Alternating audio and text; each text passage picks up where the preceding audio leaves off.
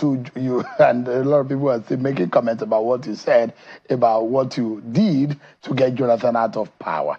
Indeed, looking back, is there an apology to be made to the Nigerian people? Oh, clearly, we all have reason. We must apologize to the Nigerian people. We have not succeeded in achieving everything we promised to Nigerian people. And that's not just because we were incompetent, but because there were other structural impediments that have made things more difficult for us. But clearly, we haven't done enough to make life abundant for the Nigerian people. And for that, I clearly would not hesitate to apologize to the Nigerian people for that. We can do a lot more. It's a clear failure of the political class. An apology, well, it may give a feel-good factor, but feel-good vibes or feelings, but that's not really what we need. We need to get our act together, all of us who consider ourselves leaders in that space, because if we don't, the risk we run is higher than the returns we're going to get. And for me, I have been extraordinarily fortunate, I must admit.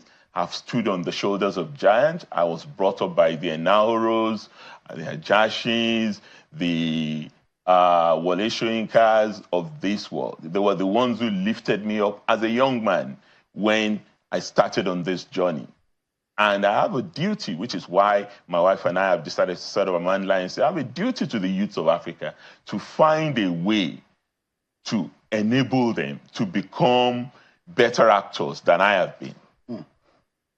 On the final note, Dr. Fayemi, and tonight, I know that you are a good friend to President Bola Tinubu.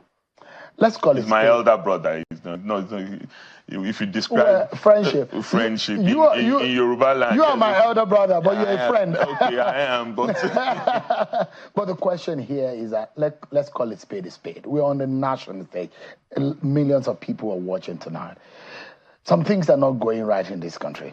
If you are to speak truth to power, what do you think this government needs to do right by Nigerians?